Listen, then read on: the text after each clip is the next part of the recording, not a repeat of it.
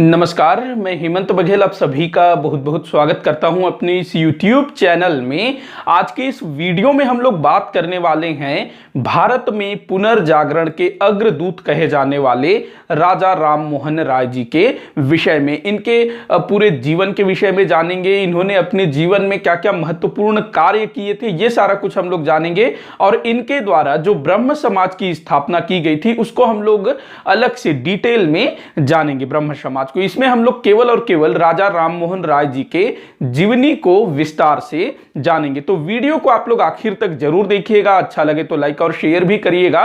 तो चलिए हम लोग वीडियो को स्टार्ट कर लेते हैं। राजा राम मोहन राय जिनको कि भारत में पुनर्जागरण का अग्रदूत कहा जाता है। काफी बार पूछा गया है कि भारतीय पुनर्जागरण का अग्रदूत किसे कहा जाता है, तो राजा राम मोहन राय ध्यान रखेंगे। कहां से ये संबंधित थे, तो बंगाल से ये संबंधित थे। राजा राम मोहन राय जी बंगाल से संबंधित थे और ये किसी रियासत या किसी राज्य के राजा नहीं थे। इनको जो है राजा की उपाधि दी गई थी। किसने दी थी, तो मुगल बादशाह अकबर द्वितीय ने इनको राजा की उपाधि दी थी। ये कहीं के राजा नहीं थे, हालांकि ये लोगों के दिलों में राज अवश्य करते थे। मतलब कि लोगों के दिलों में, आज भी हमारे दिलों में ये राज करते हैं ना, और जो दिलों में राज करता है वही तो राजा होता है असल में। लेकिन इनके नाम के आगे जो राजा लगता है वो अकबर द्वितीय द्वारा इनको दिया गया है। कब दिया गया था आगे मैं विस्तार से बताऊंगा। तो राजा राम मोहन राय जी जिनको कहा जाता है भारत में पुनर्जागरण का अग्रदूत, मतलब कि इन्होंने ही भारत में पुनर्जागरण की शुरुआत की थी। पुनर्जागरण ये क्या होता है? पुनर्जागरण का सीधा सीधा अर्थ होता है फिर से जागना, एक बार फिर से जागना। तो हमारे भारत में 19वीं शताब्दी का जो शुरुआती दशक था उसी को पुनर्जागरण के शुरुआत का काल माना जाता है। हालांकि कई सारे इतिहासकार 18वीं शताब्दी के अंतिम दशक को भी मानते हैं, लेकिन जहां तक आप लोग देखेंगे तो 19वीं शताब्दी के आरंभिक दशक में ही हमारे भारत में पुनर्जागरण की शुरुआत होती है। और जो राजा राम मोहन राय थे इसमें इनका बहुत बड़ा योगदान था। राजा राम मोहन राय ने भारतीयों के बौद्धिक विकास को भी काफी बल दिया। मतलब कि राजा राम मोहन राय के कारण भारतीयों का बौद्धिक विकास भी हुआ। मतलब भारतीय सोचने समझने लगे। नहीं तो पहले जो है किसी भी चीज को फॉलो कर लेते थे, उसके बारे में सोचना नहीं, कुछ नहीं।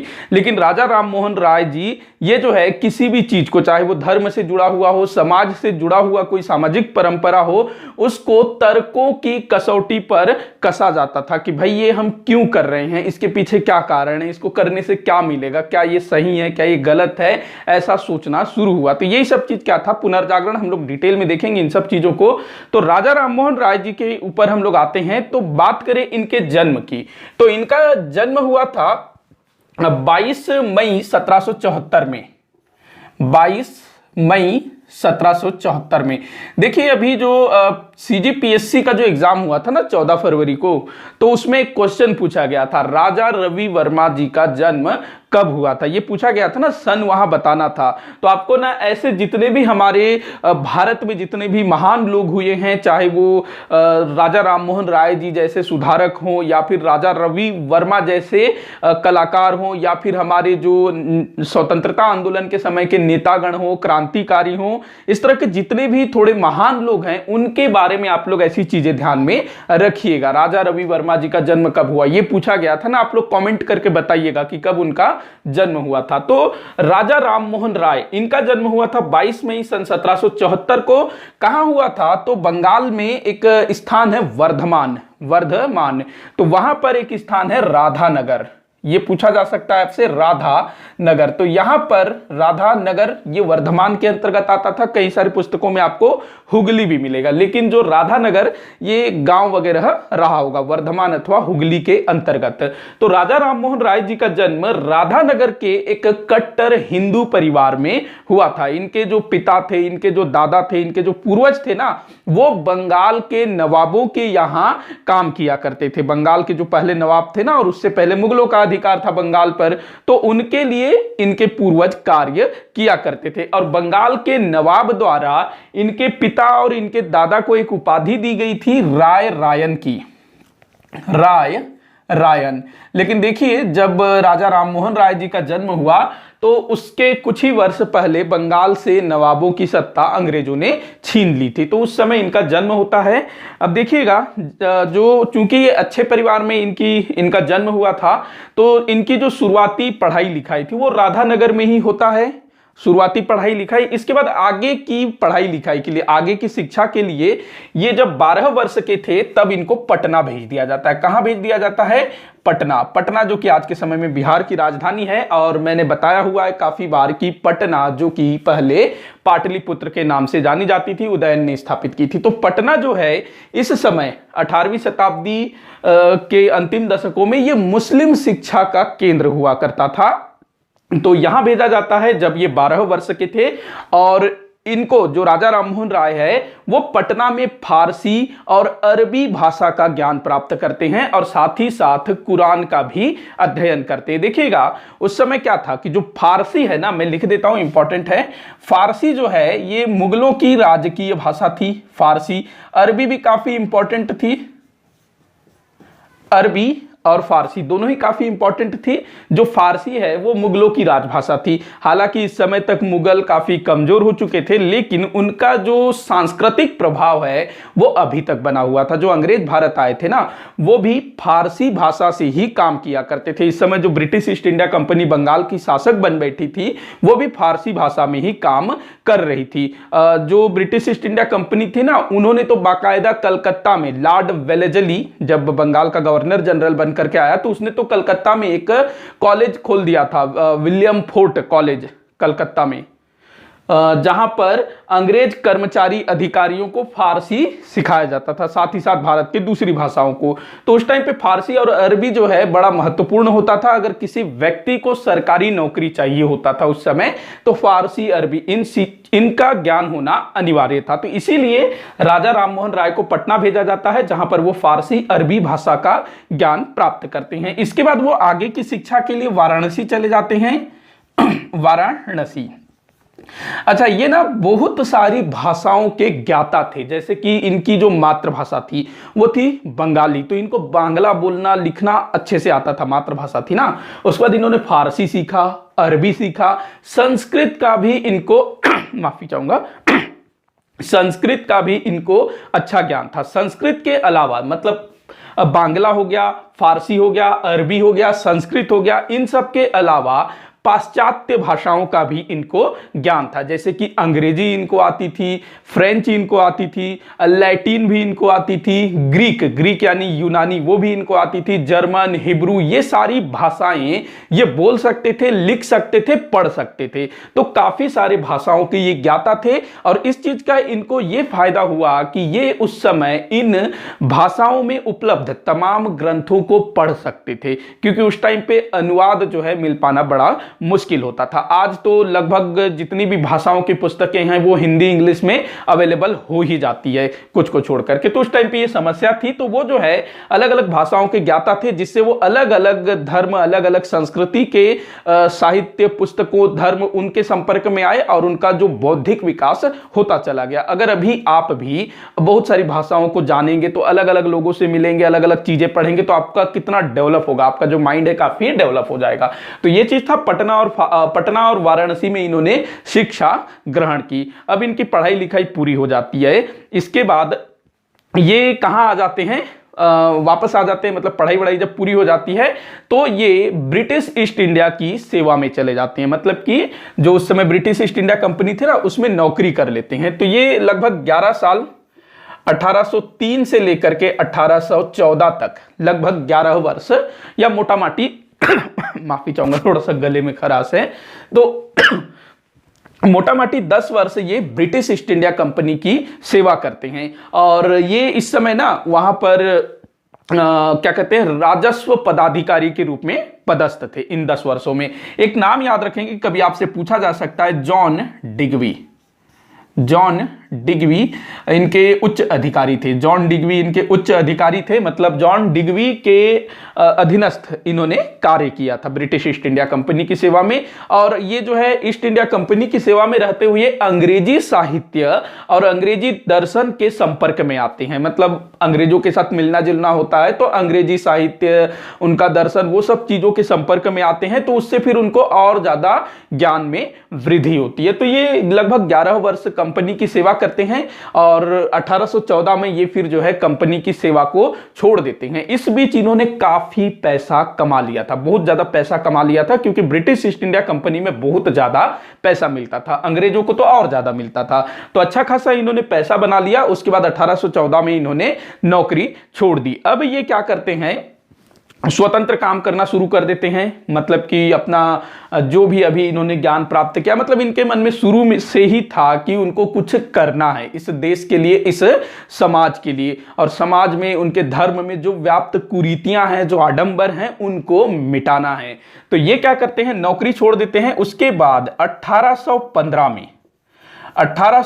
में क्या करते हैं, एक ये संगठन स्थापित करते हैं सबसे पहली बार, आत्मीय सभा। ये जो है 1815 में स्थापित हुआ था। और इसके जो सदस्य होते थे, आत्मीय सभा के जो सदस्य होते थे, वो सप्ताह में एक बार मिलते थे और विचार विमर्श करते थे, उपनिषदों का पठन पाठन करते थे, सप्ताह में एक बार मिलते थे। देखिए इतना भी काफी था उस समय, क्योंकि ये जो है शुरुआती चरण था। और इस संगठन के जो सदस्य थे ना, ऐसा नहीं है कि सैकड़ों हजारों में इनकी संख्या रही हो, बहुत बहुत कम लोग थे इस सभा में, क्योंकि ये ऐसे लोगों की सभा थी जो उस समय समाज में, धर्म में व्याप्त कुरीतियों, आडंबरों, इन सब चीजों के विरोधी थे, जो इन सब चीजों को नहीं मानते थे। वैसे लोग राजा राममोहन राय के सहयोगी थे। और उस समय, उस जमाने में इस तरह के लोगों की बहुत ज्यादा कमी थी। गिने चुने लोग थे राजा राममोहन राय जी के साथी, लेकिन धीरे धीरे ना ऐसे बढ़ते जाता है इनका संख्या, देखेंगे आगे हम लोग। तो आत्मीय सभा ये 1815 में अस्तित्व में आया और ये 1819 तक चलता है। इसके बाद ये जो है अपना अस्तित्व खो देता है 1819 में। अच्छा, तो इसका जो दूसरा नाम मिलता है वो है मित्रों का समाज। आत्मीय सभा का दूसरा नाम क्या, मित्रों का समाज। तो आपसे पूछा जा सकता है कि किस सभा का दूसरा नाम मित्रों का समाज था, तो ये आत्मीय सभा का। इसके बाद देखिएगा समय आता है 1817 का। अच्छा, इस बीच ना जो राजा राममोहन राय थे वो कलकत्ता में आकर स्थायी रूप से रहना शुरू कर देते हैं। जब वो नौकरी छोड़ देते हैं ना 1814 में, उसके बाद वो कलकत्ता में आकर के स्थायी रूप से रहना शुरू कर देते हैं और यहीं पर फिर वो आत्मीय सभा की स्थापना करते हैं। साथ ही साथ कलकत्ता में उनका जो संपर्क है ईसाई धर्म प्रचारकों से होता है। और जो राजा राममोहन राय जी थे ना, ये महात्मा ईसा से बहुत ज्यादा प्रभावित थे, उनको बहुत मानते थे, उनसे बहुत ज्यादा प्रभावित थे।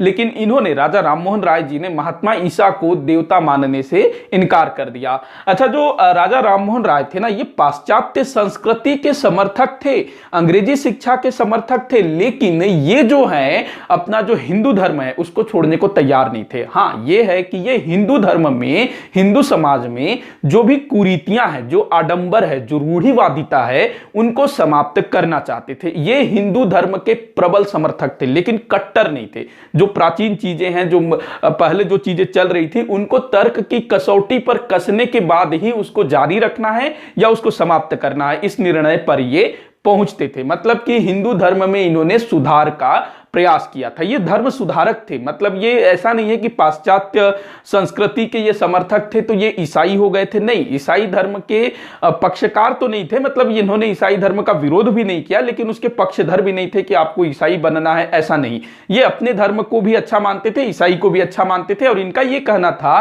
कि सभी धर्मों में अच्छी अच्छी बातें होती है, तो हम हिंदुओं को ये चाहिए कि ईसाई धर्म और इस्लाम, इनमें जो अच्छी अच्छी बातें हैं उसको हमको अपनाना चाहिए, और हमारे धर्म में जो भी बुरी चीजें हैं, जो आडंबर है, जो कुरीतियां हैं, उनको हमको त्यागना चाहिए। ऐसा इनका सिद्धांत था, इनका नीति था। तो ये चीज था। 1817 में देखते हैं, एक व्यक्ति का नाम याद रखेंगे, डेविड हेनरी।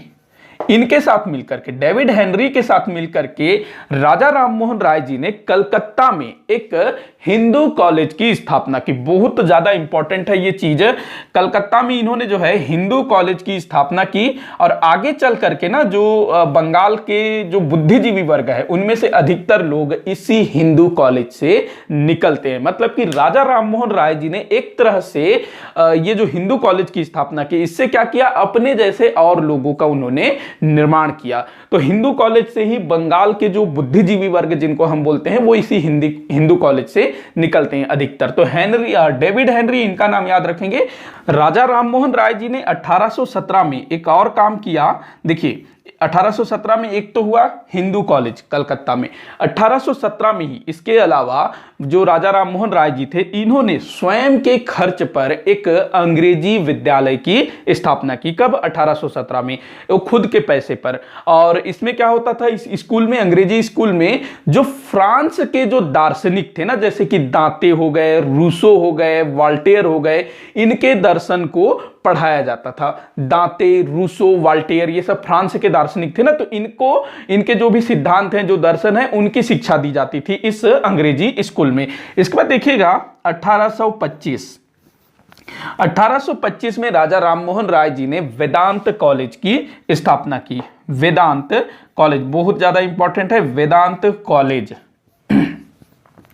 वेदांत कॉलेज, इसमें क्या होता था, भारतीय विद्या और साथ ही साथ यूरोपीय भौतिक विज्ञान की शिक्षा दी जाती थी। मतलब देसी प्लस विदेशी दोनों प्रकार का इसमें शिक्षा दिया जाता था। मतलब जो भारतीय शिक्षा है उसको पढ़ाया जाता था, साथ ही साथ यूरोपीय ज्ञान विज्ञान को भी यहां पढ़ाया जाता था वेदांत कॉलेज में। तो ये चीज था। अच्छा, जो राजा राममोहन राय जी थे ना, इन्होंने बांग्ला भाषा को लोकप्रिय बनाने के लिए बांग्ला भाषा का व्याकरण भी लिखा था। ये आप ध्यान रखेंगे, बांग्ला भाषा का व्याकरण इन्होंने लिखा था। इसके बाद हम लोग बात करें ब्रह्म समाज की, तो ब्रह्म समाज की स्थापना होती है 20 अगस्त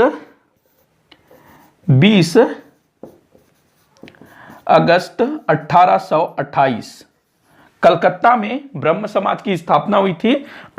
हम लोग इसके बारे में डिटेल में पढ़ेंगे, ब्रह्म समाज के ऊपर इसके सिद्धांत क्या थे, थोड़ा सा मैं बता देता हूं। तो ये जो ब्रह्म समाज था, ये जो है ना, इसमें जो राजा राममोहन राय ने इसकी स्थापना की, ताराचंद चतुर्वेदी इसके पहले सचिव थे। तो जो राजा राममोहन राय और जो ब्रह्म समाज है, इसका सिद्धांत ये होता था कि ये लोग एकेश्वरवादी थे। देखो, जो राजा राममोहन राय थे वो एकेश्वरवादी थे, मतलब कि ईश्वर एक है, बहुदेववाद का उन्होंने विरोध किया। हमारे भारत में है ना 33 करोड़ देवी देवता, तो उस चीज का उन्होंने विरोध किया कि भाई ईश्वर एक है। इसके अलावा मूर्ति पूजा का इन्होंने विरोध किया और जितने भी आडंबर हैं उन सब चीजों का इन्होंने विरोध किया। हम लोग देखेंगे ब्रह्म समाज जब हम लोग पढ़ेंगे। तो 20 अगस्त 1828 को ब्रह्म समाज की स्थापना होती है। अच्छा, जो राजा राममोहन राय थे ना, इन्होंने अपने ब्रह्म समाज के माध्यम से जो कि 1828 में स्थापित हुआ, काफी सारी जो भारतीय समाज में, हिंदू समाज में जो कुरीतियां व्याप्त थी उनका विरोध करना शुरू किया। और यह काम उन्होंने पहले से ही शुरू कर दिया था, मतलब ब्रह्म समाज की स्थापना से काफी पहले से ही वो शुरू कर दिया था। तो एक जो महत्वपूर्ण चीज, जिस चीज के लिए राजा राममोहन राय जी को याद किया जाता है, वो था सती प्रथा को प्रतिबंधित करना। देखिए क्या था कि जो राजा राममोहन राय जी के बड़े भाई साहब थे, तो उनकी हो जाती है डेथ।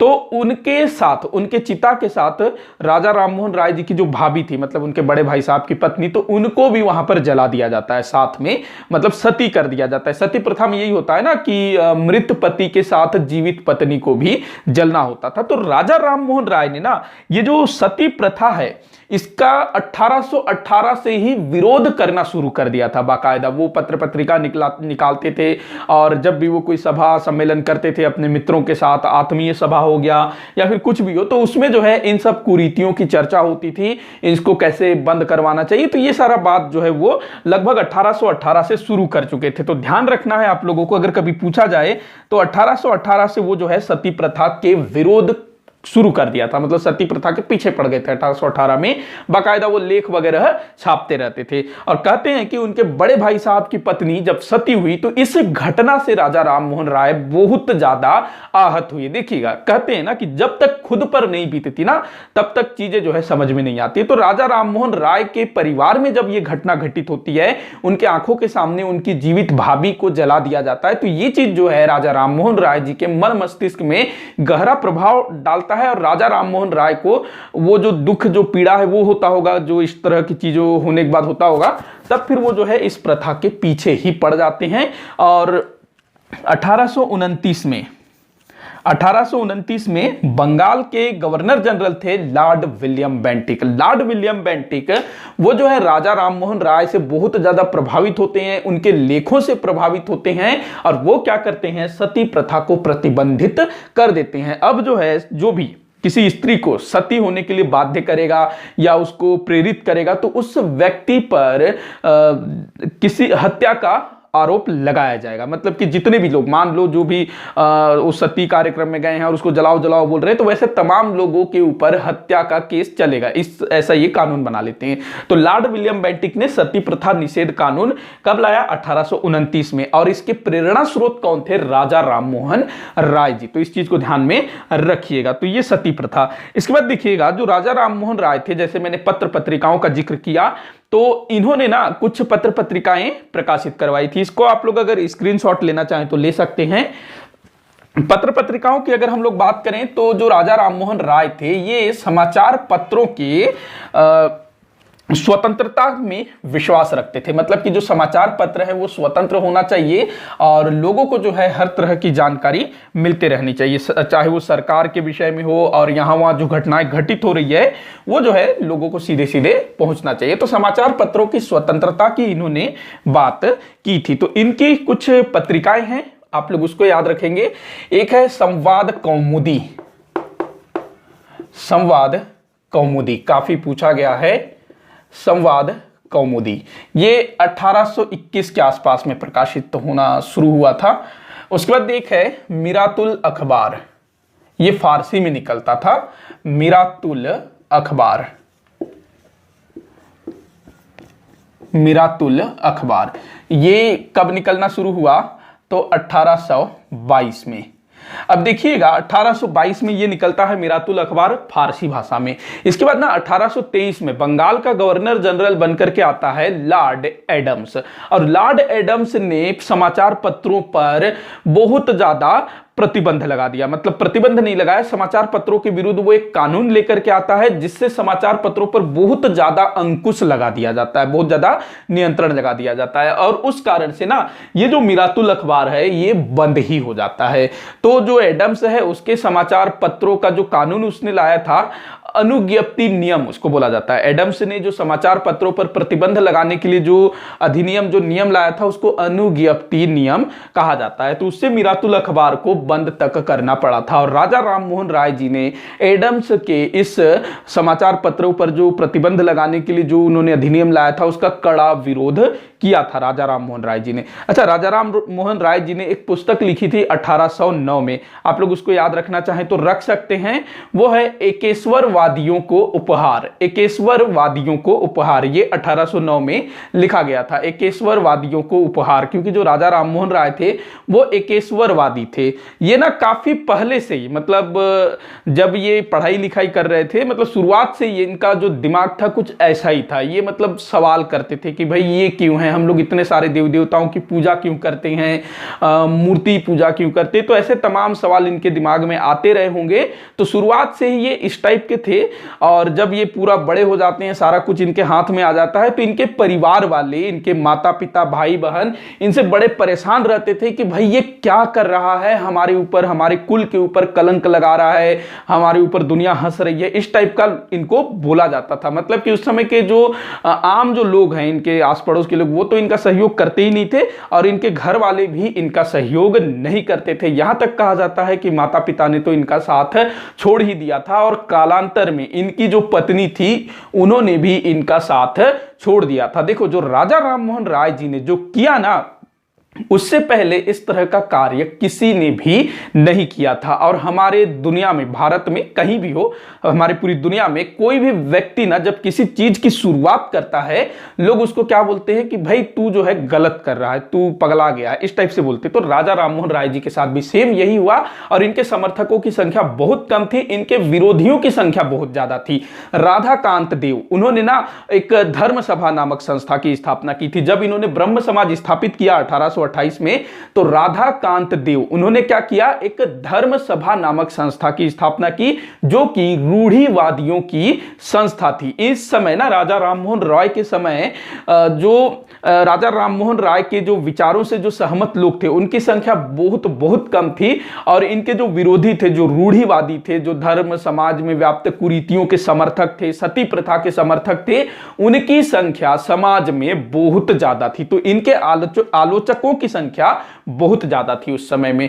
तो ये अखबार इनके द्वारा निकाले गए, और इन अखबारों के माध्यम से उन्होंने समय समय पर हमारे भारत की जो कुरीतियां हैं, जो आडंबर है, जो रूढ़िवादिता है, इन सब चीजों के बारे में खुल करके लिखा। इसके अलावा उस समय बंगाल में जो जमींदारों के द्वारा किसानों पर जो अत्याचार होता था, उनके बारे में भी इन्होंने काफी कुछ लिखा था। और भी बहुत सारी चीजें, मतलब अंग्रेज सरकार को ना, ये जो थे ना, एक तरह से अंग्रेज सरकार के ऊपर भरोसा करते थे, उनका समर्थन करते थे, लेकिन ऐसा बिल्कुल नहीं है कि ये देशभक्त नहीं थे। बस ये जो है अंग्रेजों के माध्यम से समाज में काफी सारा सुधार लाना चाहते थे। अच्छा, इन्होंने ना एक चीज किया था 1821 में, स्पेनिश अमेरिका, जो स्पेन है ना, वहां पर वो क्रांति हुई थी, स्पेनिश अमेरिका में क्रांति हुई थी 1821 में, और वो सफल हुआ।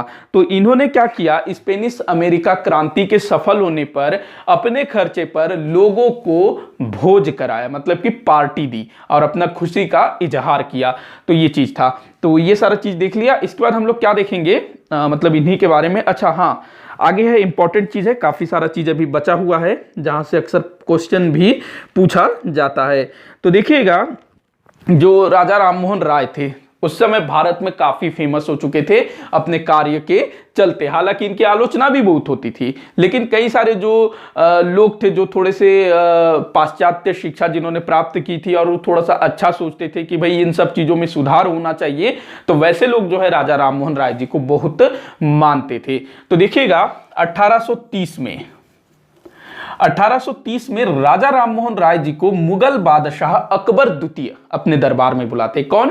मुगल बादशाह अकबर द्वितीय, जो 1806 से लेकर के 1837 तक मुगल बादशाह थे ना, तो वो जो है बुलाते हैं राजा राममोहन राय जी को, और राजा राममोहन राय जी को अपना दूत बना करके इंग्लैंड में भेजते हैं। इंग्लैंड के जो राजा थे उस समय, सम्राट विलियम चतुर्थ, वो उस समय राजा थे, तो उनके पास भेजते हैं। क्यों? क्योंकि जो मुगल बादशाह को जो पेंशन दिया जाता था, वो उसको वो बढ़वाना चाहते थे।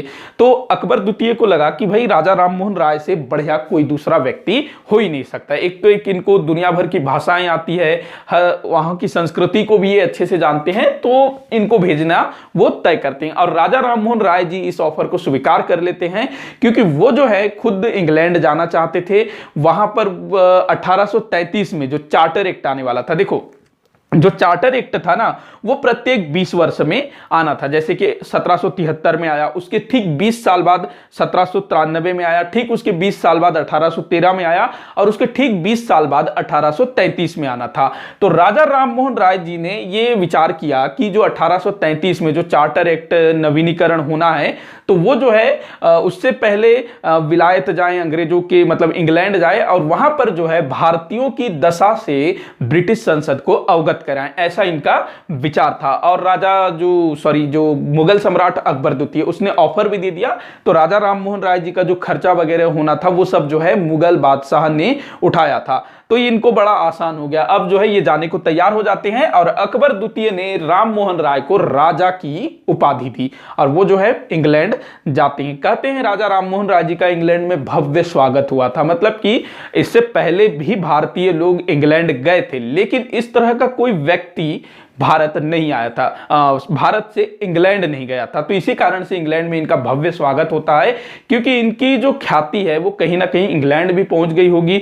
स्पेशली जो सती प्रथा के लिए इन्होंने काम किया था ना, उन सब चीजों के कारण।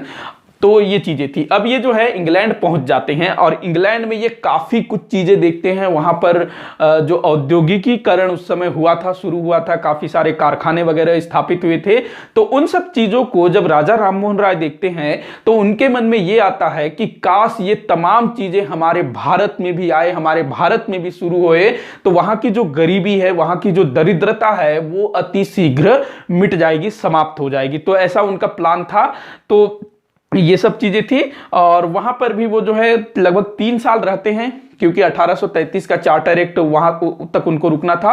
और उस समय जो समुद्री यात्रा था वो काफी लंबा भी होता था, मतलब काफी टाइम लगता था, तो आने जाने में ही काफी समय निकल गया होगा। अच्छा, एक और चीज, मैंने समुद्री यात्रा का जिक्र किया, तो उस टाइम पे ना समुद्र को लांघना धर्म विरोध माना जाता था। मतलब कि कोई भी व्यक्ति अगर समुद्र को पार करके दूसरे देश जाएगा तो उसको उसके धर्म से, उसके जाति से बहिष्कृत कर दिया जाता है। तो ये उस टाइम पे जो है ना काफी चलता था। तो जब राजा राममोहन राय जी को अकबर द्वितीय ने ऑफर दिया कि तुमको जो है मेरा दूत बन करके इंग्लैंड जाना है, इन्होंने स्वीकार कर भी लिया। और आज भी जैसे विलायत जाता है तो लोग जो है उसको बधाइयां देते हैं, भाई पार्टी दो, इस टाइप से लगभग पता चल जाता है कि हाँ फला आदमी जो है विलायत जा रहा है, जो पहली बार जा रहा है उसके लिए बोल रहा हूं। बाकी जो अमीर आदमी जब जाता है उसका तो कोई वो नहीं है, लेकिन अगर हमारे जैसा कोई मिडिल क्लास व्यक्ति अगर कभी कुछ के लिए भी जाएगा तो पूरे वो शहर में ढिंढोरा पिटवा देगा कि भाई मैं विलायत जा रहा हूं, फॉरेन रिटर्न वो बोलते हैं ना, मतलब विदेश यात्रा करके आए वाला।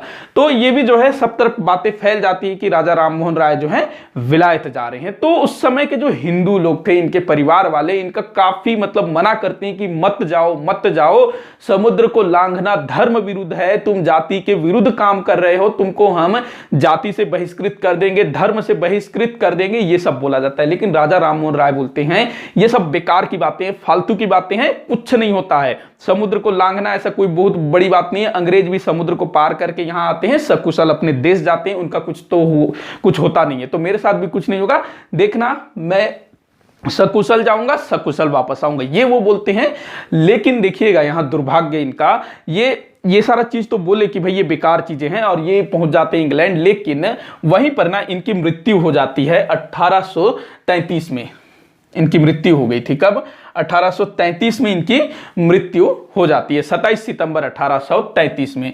तो जो समुद्री यात्रा, मतलब कि समुद्र को लांघने से कुछ नहीं होता है, बेकार की बातें, ये चीज इन्होंने बोल करके समुद्री यात्रा की थी। तो कहीं ना कहीं वो जो रूढ़िवादी लोग थे उनके मन में अब ये विश्वास प्रबल हो गया होगा कि भैया समुद्र को आप लांघोगे तो यही होगा, ये तो पक्का हो गया होगा ना, जिनको भी वो बोले होंगे, जिन्होंने भी उनका विरोध किया होगा कि मत जाओ तुम्हारे साथ बुरा हो जाएगा। लेकिन राजा राममोहन राय ने बोला नहीं, कुछ नहीं होगा, बेकार की बातें हैं।